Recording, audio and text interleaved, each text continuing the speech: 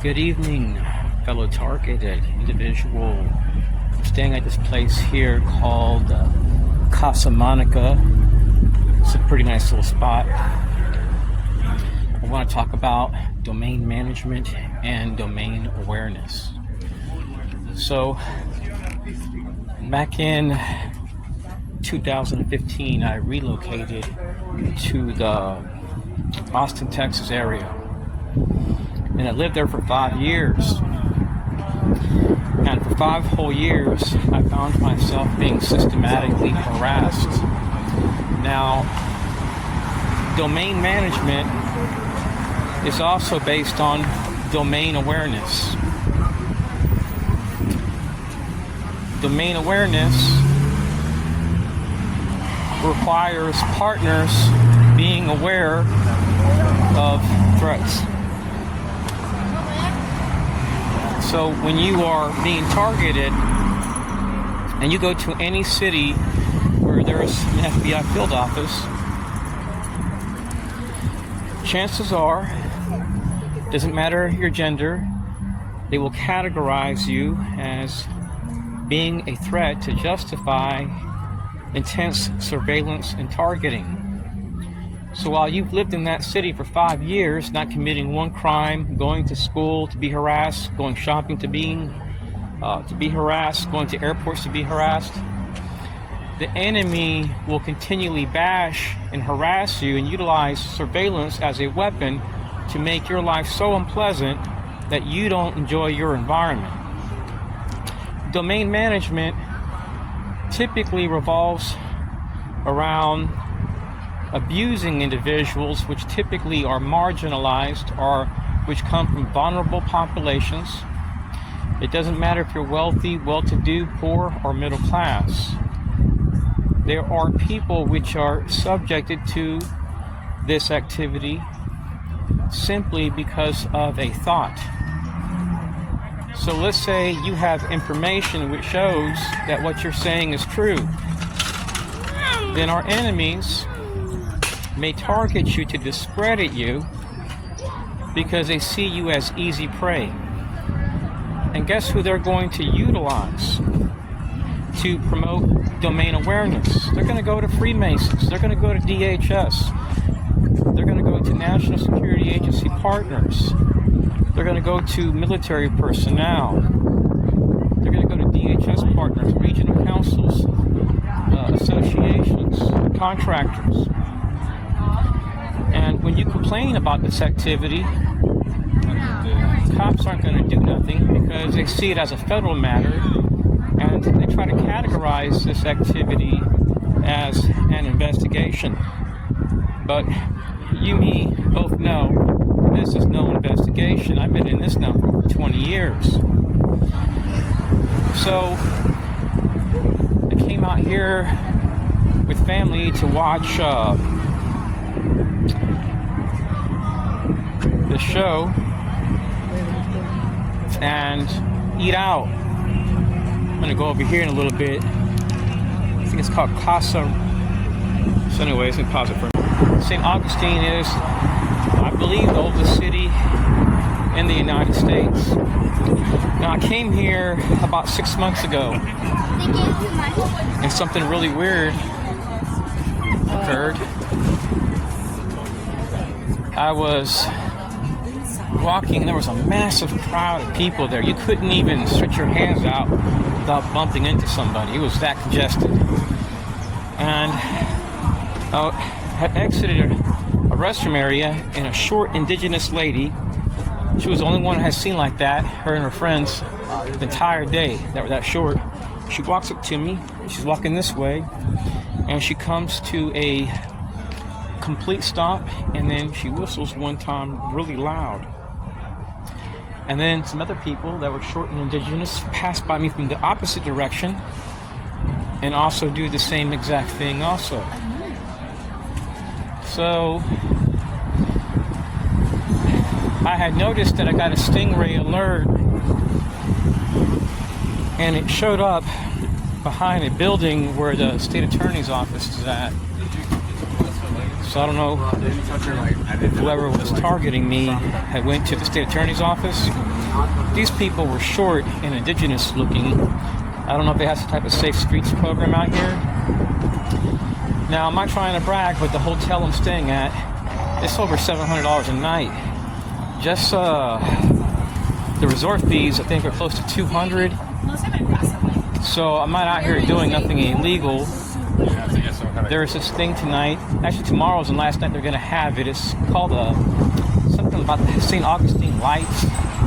People from all over the world come here just to see it. Happy holiday, happy holiday, when the living bells keep ringing. Happy holiday to you. Happy holiday. Now, if you ever go to St. Augustine to go to this thing called Nights of Lights, these glasses that they have will make it where once you put them on, you'll see any light as a snowflake. For kids, they'll give them one where when they've seen a light, it would show a reindeer. You could be a person that's not tied to any groups, which lives by themselves, or maybe you live with your grandmother or whoever. And let's say you just simply buy food, you go to plays, you like to go rollerblading, biking, playing chess, whatever. And you start getting harassed at all those locations. That's because somebody has labeled you a threat. Remember how the news was portraying Donald Trump to be a threat to national security? It was one after another person which had worked for the National Security Agency which said he was a threat to national security. Well, does he have any ties to terrorists? I mean, think about it. So if they would utilize that terminology on Trump, what wouldn't they not do to a regular everyday citizen, which is criticizing the system, not the system as a whole, but certain components for violating people's constitutional rights?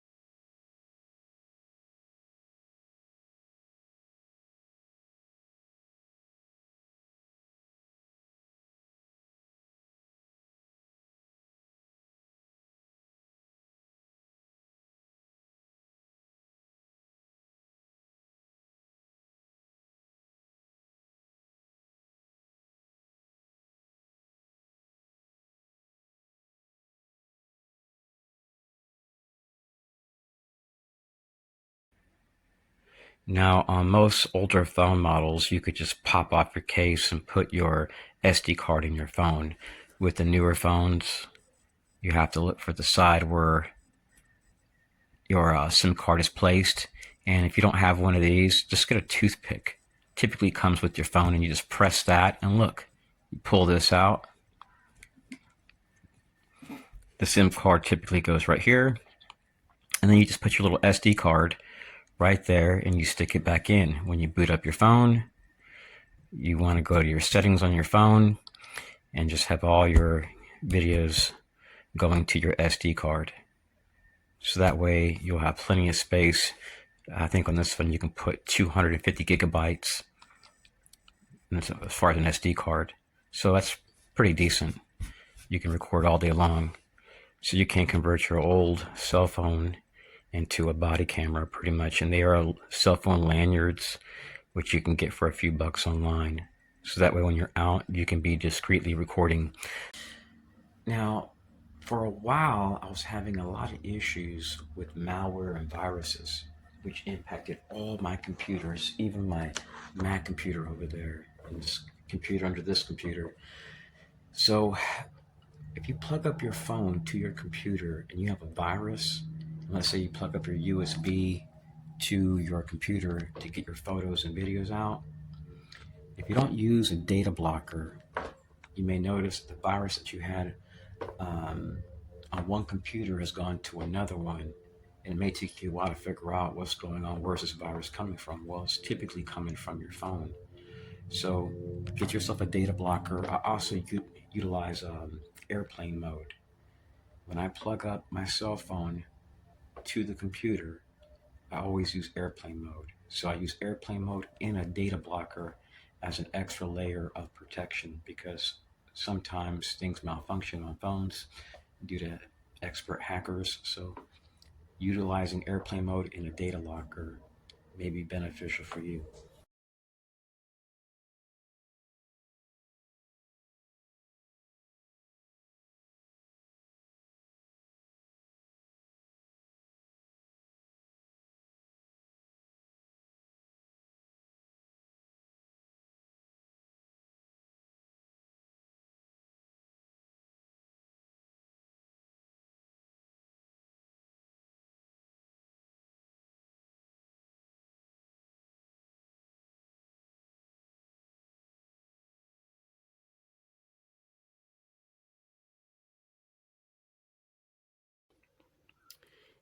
If you're a TI and you're being harassed state by state in the same exact manner, chances are you have dealt with groups like Freemasons, American Legion, VFW, Kiwanis, Rotary Club, Lions Club, Citizens Corps, a regional council.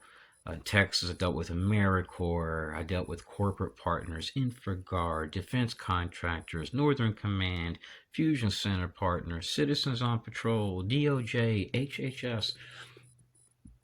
It was massive, the amount of HOAs I dealt with, community policing groups. So it can be overwhelming. And anytime a partner like American Legion goes to a local police chief to get an okay to do this, there is mutual aid being provided. So if an American Legion member from Tampa, Daytona Beach, Jacksonville comes into this area and targets you, and you go to police, they may show up there. And this is to see if you will react. And the police will say, okay, we're not going to do nothing because you're under immunity.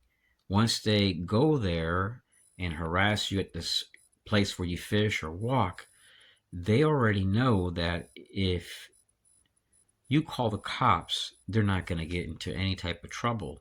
So they've legalized stalking under the false guises of community policing, public health and safety, and even national security.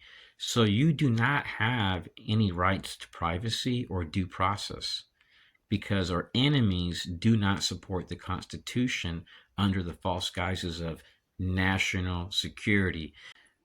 So now you can see how it's very easy for a clandestine group to utilize veterans which have ties to police and other groups and easily flag somebody. It can be a Freemason, it can be an Eastern Star group, a health group, the list goes on. Anyways, I'm about to hit the sack. God bless. Peace.